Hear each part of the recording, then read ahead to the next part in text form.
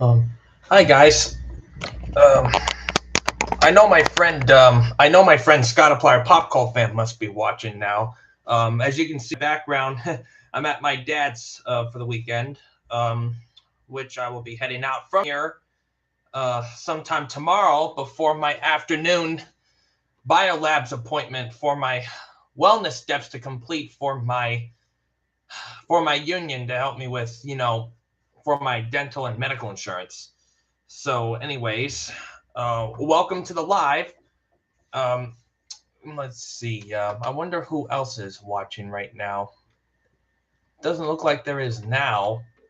Um, because I still haven't really mastered exactly how the live features really work.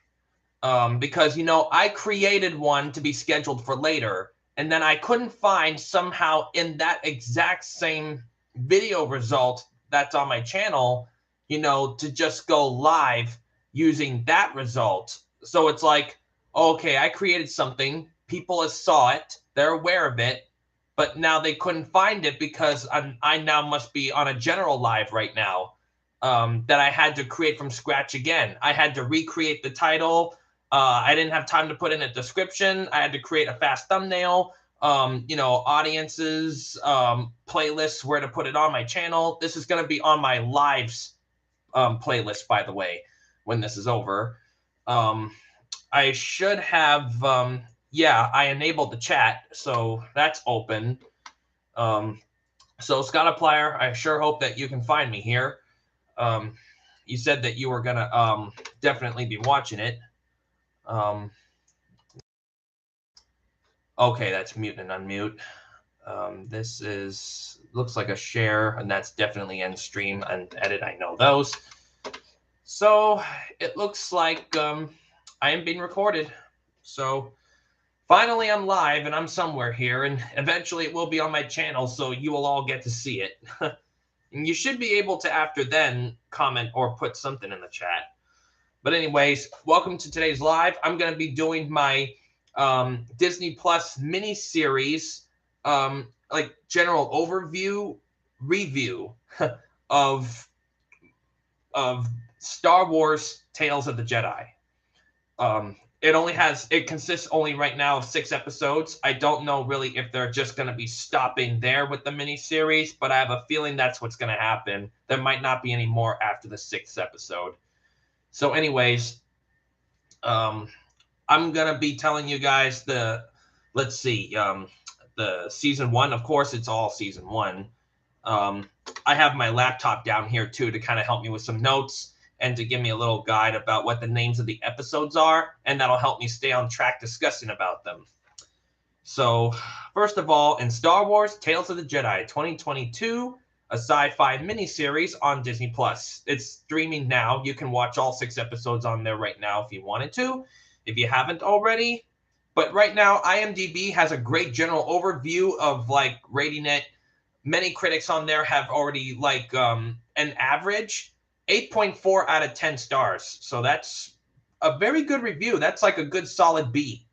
Um, and so far it's got 100% Rotten Tomatoes, so that really means it's like an A grade on the net.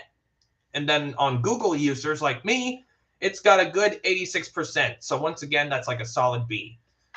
So first, we're going to be talking about episode 1, which is called Life and Death. So basically, the general like summary that I would describe in a sentence is like I wrote down some notes here on my computer as well. I'm using my dad's desktop computer and his webcam. Sorry, the webcam is not that good, high quality. I mean, I'm doing something a little different. My laptop's camera is actually better quality, the FaceTime cam. So I probably should have used that one for the live, but I just hated to go back and forth between tabs. You know what I mean? So I'm using the desktop for the live, and that I'm having, set on my YouTube. And then my laptop is for my notes and overview help for the discussion. So, um, episode 1, Life and Death. So basically, it's about Ahsoka Tano. You remember Ahsoka Tano, right, from Star Wars: The Clone Wars, and I think she might have been also um, in Star Wars Rebels, but I could be wrong. See, this is why I wish that Scott Applier was watching this right now. He would definitely put in the chat if to correct me if he had to. But because he was more of a Star Wars Rebels fan, I think he watched it more than I have. I've only seen 1 or 2 episodes of Star Wars Rebels back in the day because I didn't think it was as good as the Clone Wars series. But this series, Tales of the Jedi, was very good. They used a similar kind of animation, but it seemed a little more sophisticated in a way. So it could have been the same animators or the same animation company. I mean, Disney's Disney, right? I mean, they might have partnered with some Lucasfilms creators. But anyway, it was pretty good. Graphics concerned, well done. Um, so Life and Death is basically about Ahsoka Tano. Her character, she's pretty much a baby, and she's going through a rite of passage during her childhood, but experiences some unexpected results. Like, wow, already at like baby age, you're already getting like trained and already started with your instinct or feelings, using the Force somehow to calm a beast down. It's like the only other Jedi in history that was ever able to do that was Padawan at the time, Anakin Skywalker. Remember during the Jedi battle on Geonosis in Episode 2, Attack of the Clones? He was able to like do what's called kind of like Force Beast Tame, to ride that big like rhino kind of beast to get Obi-Wan and Padme, out of the danger. And eliminate the threat of the beast to them. So, I mean, but Ahsoka, it's like, well done. You already kind of had a little grasp about what your master at the time already went through. But I think at that time, when Anakin was a Padme on Geonosis in Episode 2, well, I mean, not Padme, sorry, Padawan. Oh, God, why did I say Padme? Yeah, he had his love interest was Padme, but I think in that Jedi timeline in that year on the Jedi battle in Geonosis, when Anakin was only a Padawan, I think that was around the same time when Ahsoka was a baby, and then as a few years passed before Revenge of the Sith, Ahsoka grew up, or maybe some events in between Episode 1 and 2. Phantom Menace and Attack of the Clones, maybe somewhere in there is where Ahsoka was probably born, because she was like a preteen or young teenager when she was an apprentice under Anakin Skywalker when he has just been ranked a Jedi Knight after his Padawan time of Attack of the Clones. Because the Clone Wars, it happened after the end of Attack of the Clones after he just married Padme, and it was before Revenge of the Sith, before he was going down the dark path. So anyway, yeah, Life and Death, that was a pretty good episode. Kind of teaches you a little bit about some tribal stuff. I mean, it had some kind of like alien natives of like her species of where she comes from. So that was pretty interesting to learn about. And then Episode 2, titled Justice. Now, in Justice, it's about 2 Jedi are pretty much dispatched to resolve a hostage situation on a distant planet where tensions were running high. So, oh my God, I was so surprised to see what characters were in that. I was like, I saw that Jedi Master's saber hilt design. It was curved with some certain like Sithish kind of design on it, like a little darkish. It's like, oh my goodness. And then even though he activated his saber and it was blue at the time, is that Count Dooku? And I'm like, yes, it's Dooku. He's got that like low tone, deep, harsh kind of voice. And I saw the saber hilt, and that regave the clue. That's Dooku. And then that younger Jedi that was with him with a bit of the longish, like, with a bit of the long hair, I was thinking, if that's his Padawan, that must be Qui-Gon Jinn. back when he was a Padawan. Um, so that was pretty cool to see. It's like the days of Dooku and Qui-Gon when they went on missions together. Like, remember in Attack of the Clones, once again on Geonosis, Dooku said to Obi-Wan as he was captured, "Don't be so sure, my young Jedi friend. You forget that he was once my apprentice, just as you were once his." Because, yeah, Dooku was originally the master of Qui-Gon. Then when Qui-Gon became a master, Obi-Wan was Qui-Gon's apprentice at the time as a Padawan. So it kind of went down. So you can say, in a way, if it was like a Jedi family, Dooku would be kind of like Obi-Wan's grandfather in a way. Oh boy, but I guess that's a little bit weird to think about. But anyways, that's good. Anyways, so it was pretty cool to see. It's like Dooku, you can kind of see some of his ways in that episode was a little bit not so quite 100% the Jedi way. I mean, yeah, sure, they value like mercy and peace and light and everything. And it's like some methods of Dooku were a little harsh and a little more aggressive for a Jedi master. But they did effectively work. But it's like Dooku in a way was like, "I'm taking matters into my own hands. I know what I have to do. Even if it means having to disobey the Jedi Order." So, and luckily, even he said to Qui-Gon, I can see you'll be a much wiser Jedi than I'd be, or a much wiser man than I'd be. And that turned out to be true. Qui-Gon didn't turn to the dark side, but Dooku did. And remember, in The Phantom Menace, I can see some connections going on here. It's like the words that Dooku passed on to his Padawan, Qui-Gon Jinn. Qui-Gon Jinn then passed it along to his apprentice, Obi-Wan.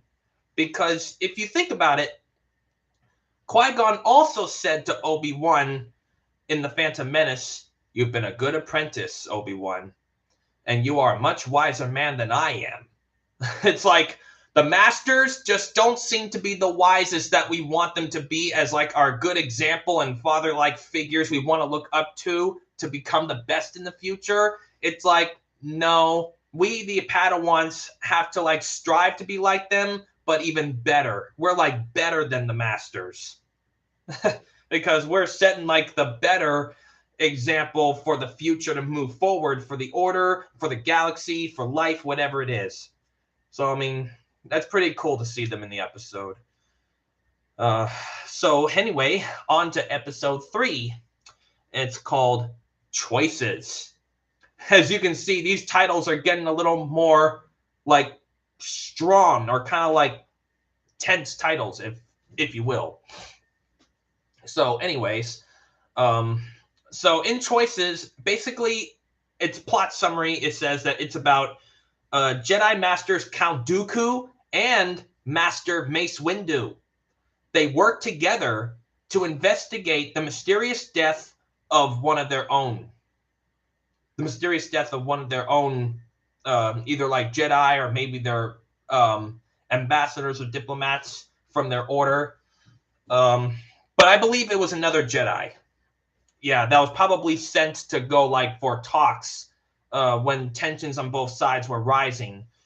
So, yeah, in Choices, first time you ever see probably Count Dooku as a master and Master Windu at the time, two masters working together, them namingly, because when the Clone Wars arrived years after that timeline, of course, Dooku then turned to the dark side. His curved, saber turned from, of course, a blue blade. Then he went to the dark side, so then it turned red. This was before that time. But when the two masters were working together, of course, Master Windu and Dooku's methods were kind of like in a disagreement, if you will. Dooku's methods were a little more like, more forcible action when he sensed and knew that something was wrong. While as Windu, he may have sensed it as well, but Windu's methods, of course, were a little bit more of the peaceful Jedi way. Try to have more talking and more diplomatic solving. And because, as a Jedi, in their order, they believe combat and weapons and fighting and violence and all of that is only a very last resort, or for knowledge and for defense and knowledge, never for attack. For attack, at first, is the way of the Sith. So when you can tell when Dooku wanted to just right away activate his saber to be the first to activate a weapon and then get into the battle at that crashed ship site, you can definitely tell, maybe this was one of the first steps or clues of him slipping down the dark path and joining the dark side. But secretively, later on, as you get through the episodes, you will learn that all along Dooku has been on the dark side. You will see another special appearing guest cast or character, which we will get into later on. That should be the episode after this one. So you can definitely see the two masters' ways were completely different. Now you know why Windu did not always like Dooku, because he definitely knew his methods were different.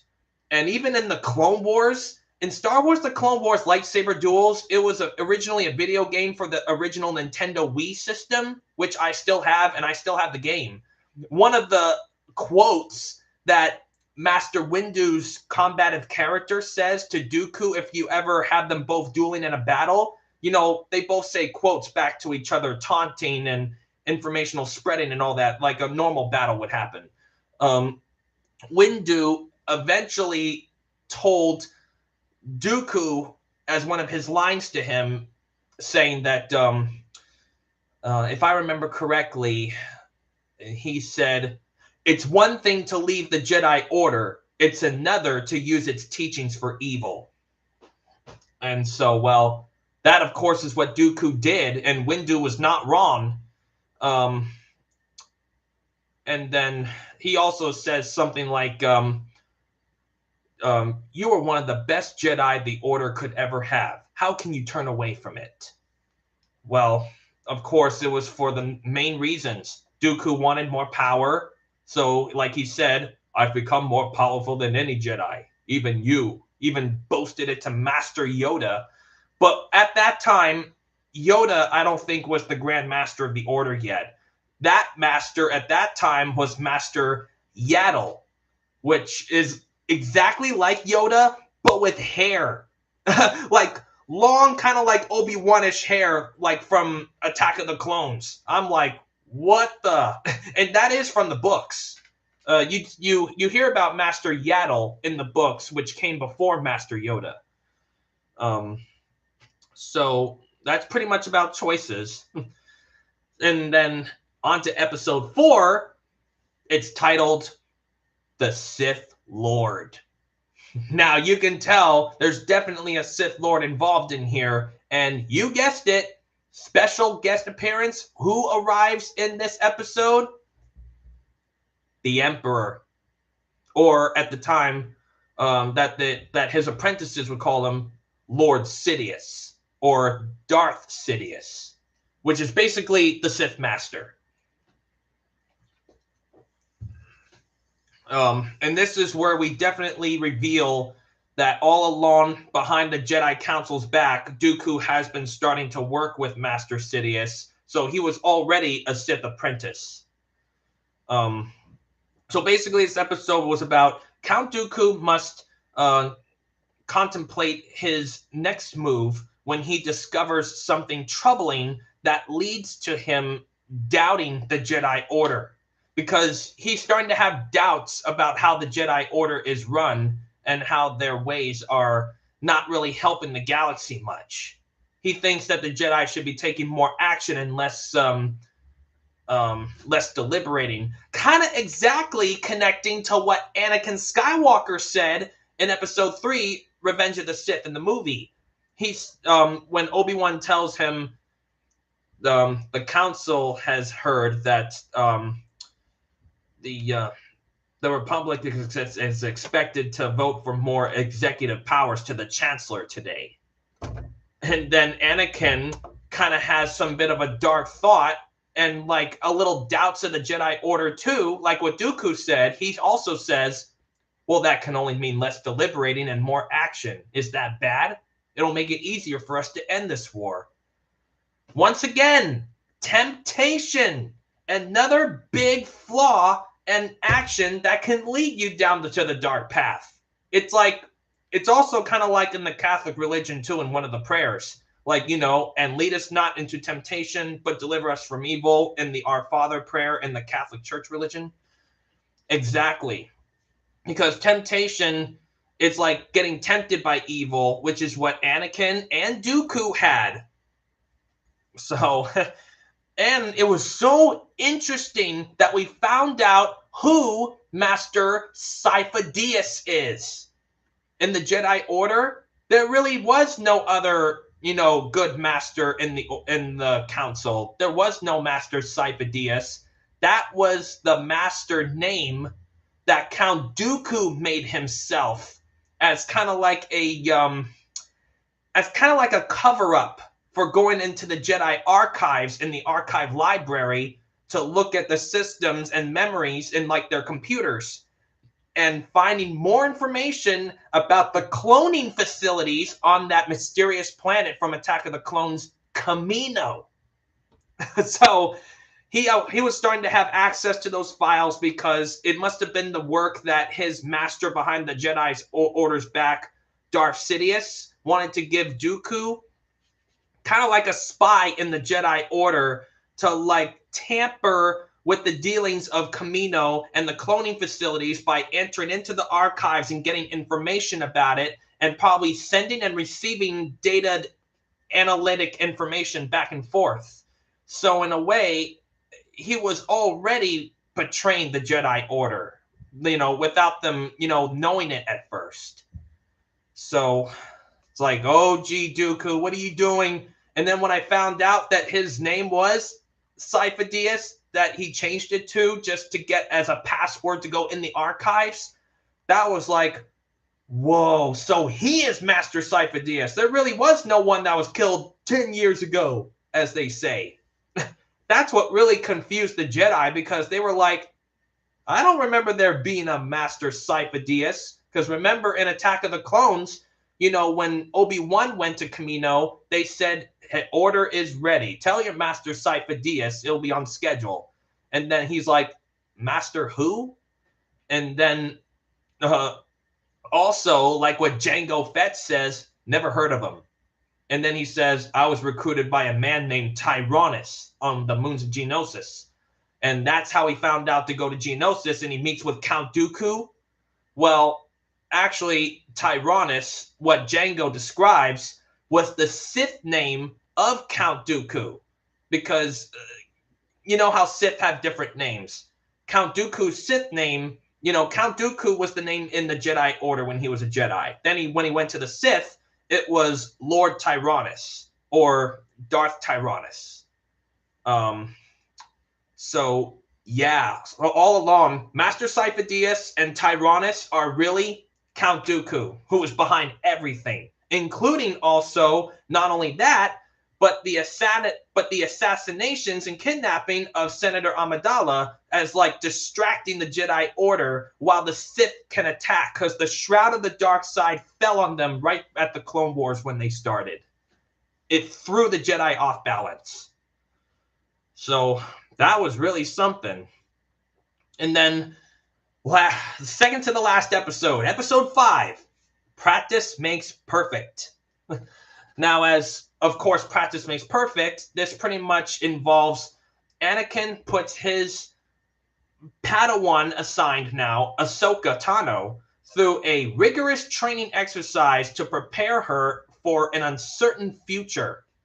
Now, of course, it's like what old Ben Kenobi said to Luke in the 6th episode, Return of the Jedi.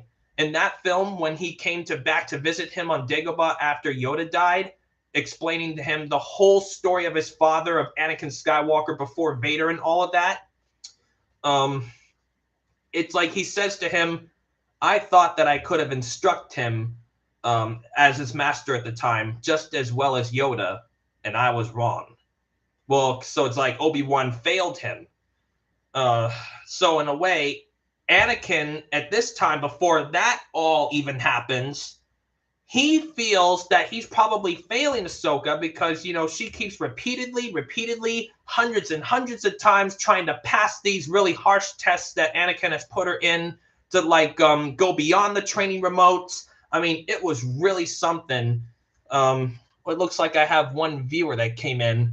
Scott Applier, if that's you, I mean, welcome. We're like already into like 26 minutes of this live. And I'm just about to review the 5th episode out of 6. But of course, you can view all of this, the other ones that I talked about, when this live becomes available on the channel afterwards.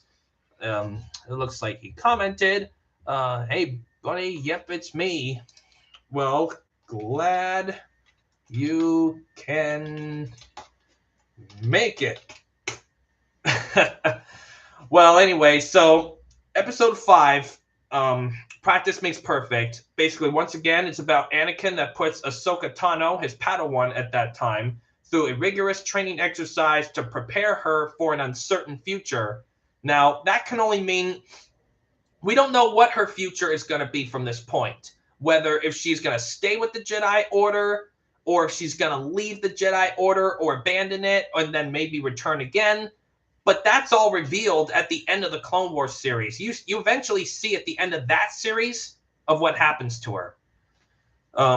It's like she kind of went her separate way. But anyways, so yeah, these harsh tests, you know, it's like instead of training remotes, which is like good, but Anakin feels it was not good enough. Like how he must have been trained. He must have been trained in the more challenging ways, like training with the clone trooper Captain Rex and his boys. And he says, hey, if you can get through Rex and these boys, you can get through anything. Yeah, she went on her way, all right.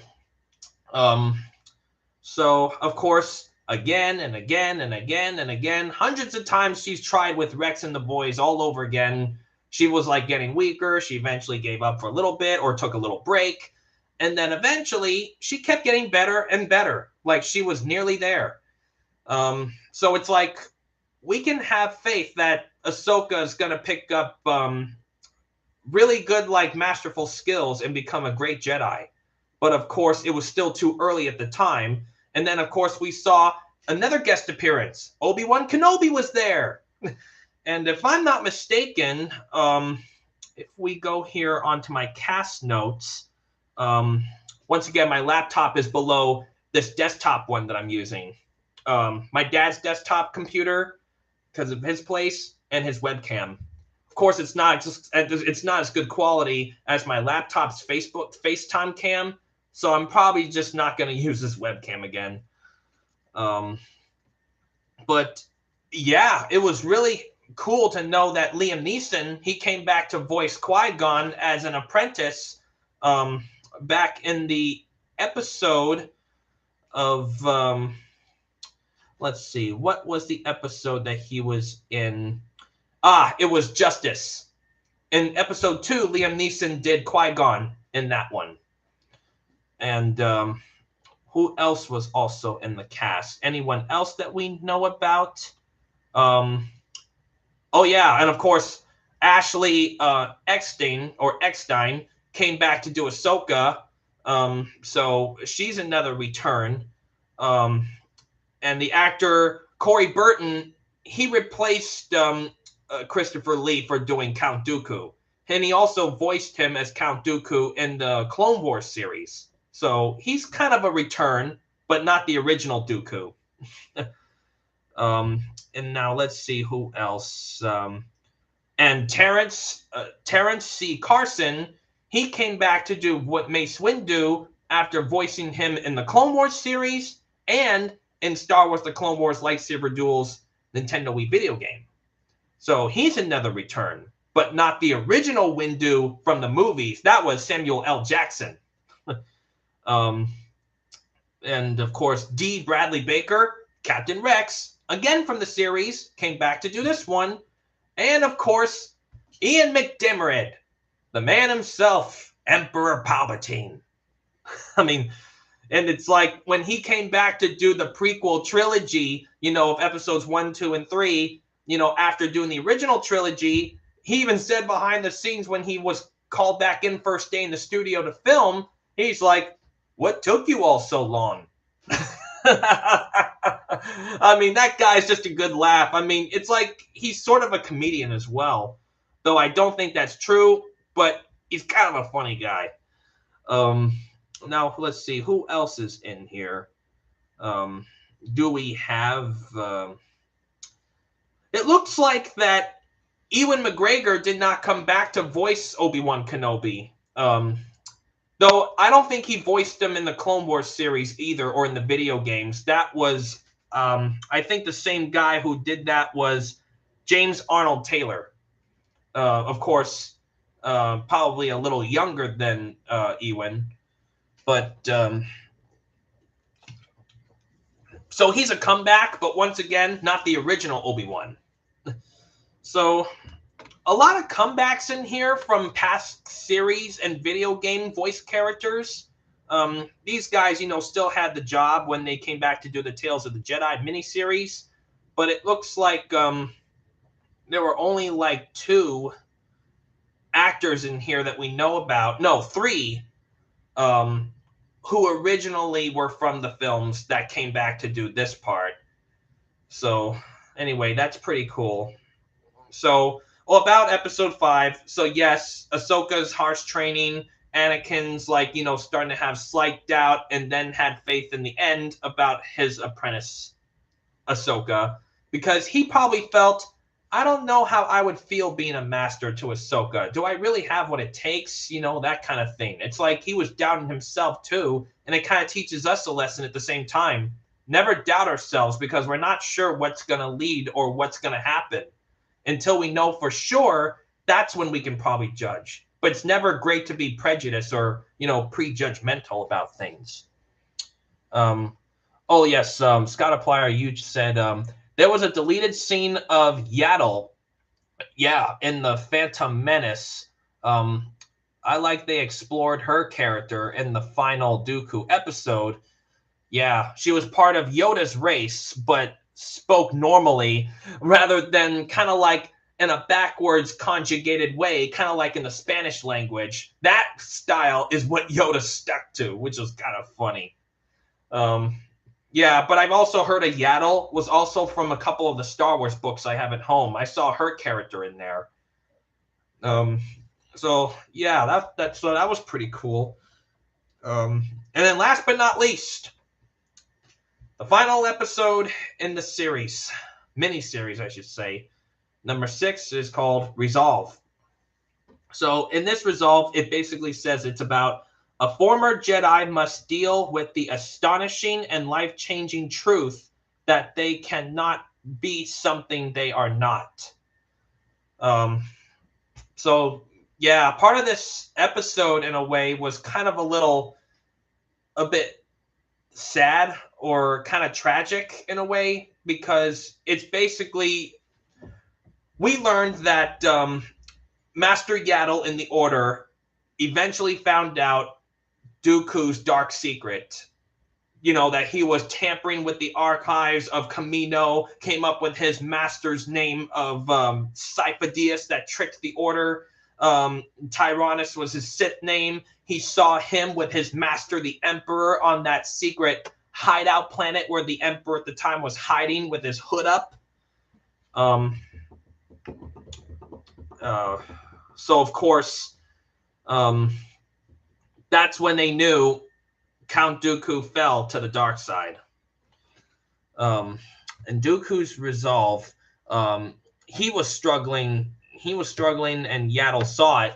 Oh, of course. So she probably felt in the only way to help him out of it is to probably battle him. So maybe that, maybe she can fight the evil kind of like out of him and probably have him turn away from the dark side, and not be like, kind of blind anymore with the Emperor's tempting statements and promises of power and stuff like that. Because Dooku only thought that the dark side was the only way to enforce action for the galaxy's greater good. He thought it was doing it for the good reasons and not the evil. Rather, Anakin, he just wanted to use it for power to protect his loved one, which unfortunately did not happen. It was the other way around. So, yeah. So, and you can kind of see a little connection in this episode when Yaddle was battling Dooku, a connecting action to when Yoda faced Dooku on Geonosis. Of course, years later, you can definitely see like that big support thing that was coming down. No, it was probably the shaft door, but it was the similar thing how Yoda had to stop it from landing on his 2 Jedi from the Order to make sure they did not get crushed to death after Dooku's action of that. So it's like he's repeating some of the same typical combative force moves. Like, okay, we can definitely see that there. So definitely every Jedi has their own fighting style, combative style and forms. There's like numbers, titles to it. It's kind of like saying, what's your martial arts type? Are you like, have you done like judo? Have you done karate? Is it kung fu? Or is it like taekwondo? Stuff like that.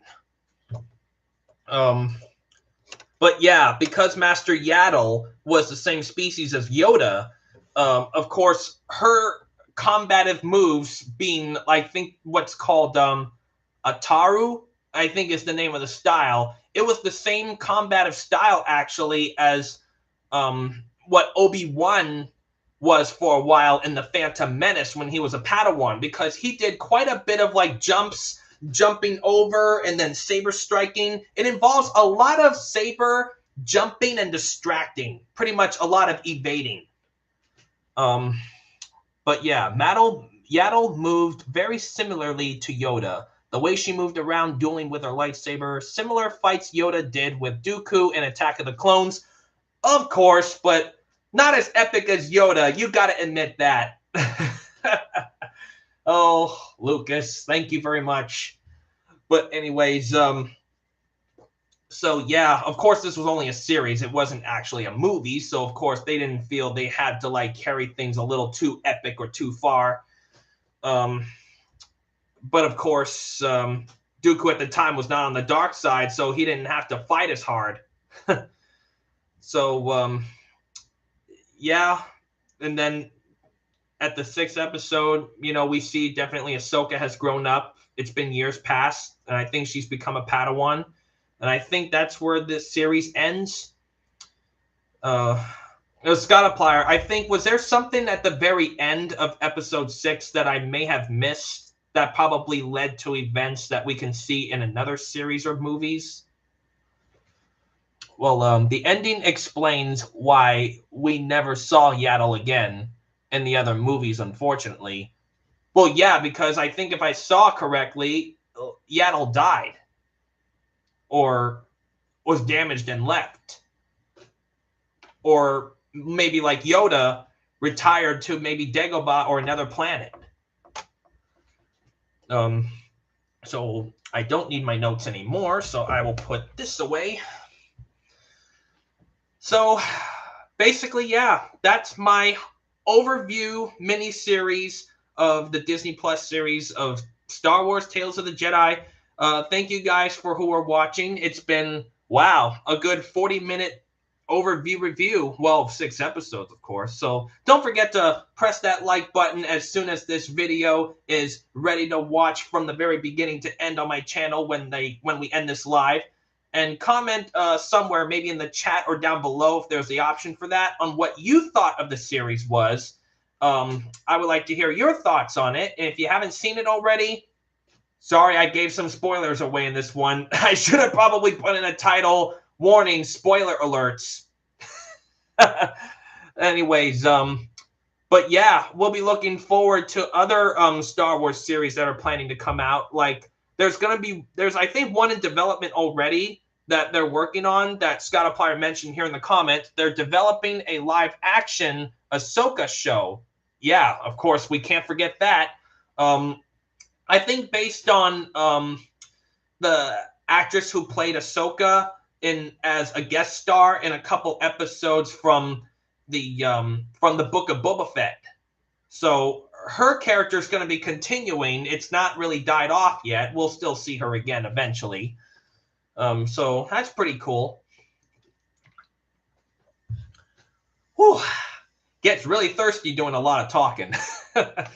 So that will do it for this live. So thank you guys once again for watching. And my next video on my YouTube channel should be my review with Scott Applier Pop Cult Fan. We'll be going back very soon to go to the movies sometime after the 11th of November to see Black Panther Wakanda Forever.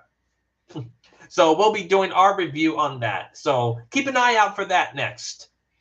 And Scott Applier also says there's also the Acolyte, which will take place 200 years before the Phantom Menace. So there is a chance they could bring Yaddle back for that. And yep, definitely excited for Black Panther. Absolutely. All right, so we may do maybe another discussion video about this, as like me and Scott Applier may probably talk about doing a little continuing of discussing it together about this series, if there's anything we missed or like a continuation, because I know this live is kind of a long one, so I'm just going to end it here. So I'll see you guys on the next one. Cash Vault out. Peace.